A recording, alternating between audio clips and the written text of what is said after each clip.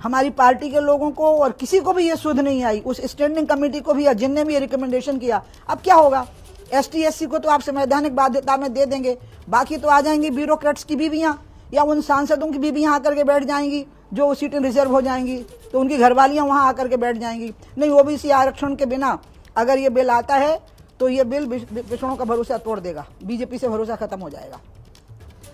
तो आपकी मंशा क्या है? आप चाहती हैं कि बिना पिछड़े वर्ग की महिलाओं के आरक्षण के ये बिल पास हो या ना हो? नहीं, मेरी मंशा सीधी है, क्लियर है। मैं हमेशा बोलती रही हूँ, निर्भीक होकर बोलूँ। यही एक ऐसा विषय है जिस पे मैंने कभी समझौता नहीं किया, चाहे अटल जी रहे हों, चाहे आडवाणी जी रहे हों, चाहे मैं मिनिस्टर रही हूँ।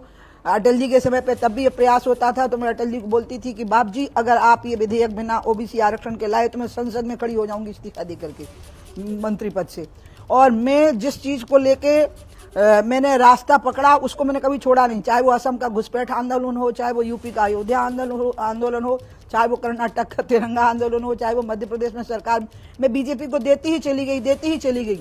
और मैं स्वयं पिछड़े वर्गों का प्रतिनिधित्व कर रही हूँ और पिछड़े वर्गों को जोड़ती ही चली गई। और आज जब बीजेपी के हाथ में मौका आया कि वो खुशी से पिछड़े वर्गों को कुछ दे दें तो बीजेपी ने अपना हाथ पीछे खींच लिया। नहीं, बिना ओबीसी आरक्षण का संशोधन किए बगैर मैं चाहती हूं कि देश की संसद इस विधेयक को पास न होने दे। प्रधानमंत्री नरेंद्र मोदी का ध्यान आप इस ओर दिलवाएंगी कि महिला आरक्षण बिल वो लेकर आ रहे हैं और ओबीसी महिलाओं के लिए इसमें आरक्षण की व्यवस्था चूक रही है सरकार।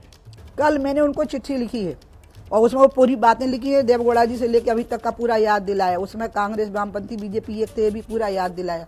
दूसरा, प्रधानमंत्री मोदी जी के यहाँ पे जो इन्फॉर्मेशन का डिपार्टमेंट है ना अपना, वो इतना सक्षम है कि उनको अभी मेरा इंटरव्यू सुन रहा होगा कोई व्यक्ति और वो अंडरलाइन करेगा एक एक बात को, जो जरूरी स्क्रिप्ट होगी वो मोदी जी के सामने रख दी जाएगी। He is a very well informed prime minister. तो मुझे उनसे अलग से बात करने की कोई जरूरत नहीं है, उनको सारा पता लग रहा है कि मैं क्या कह रही हूँ। तो फिर तो ये उम्मीद करनी चाहिए कि जब प्रधानमंत्री नरेंद्र मोदी के ध्यान में ये तमाम बातें आ जाएंगी तो बहुत मुमकिन है कि यही महिला आरक्षण बिल, इसमें कोई संशोधन हो जाए और ओबीसी वर्ग की महिलाओं का भला हो जाए। पिछड़ी जाति के लोग भिखारी नहीं है जो उम्मीद करेंगे, वो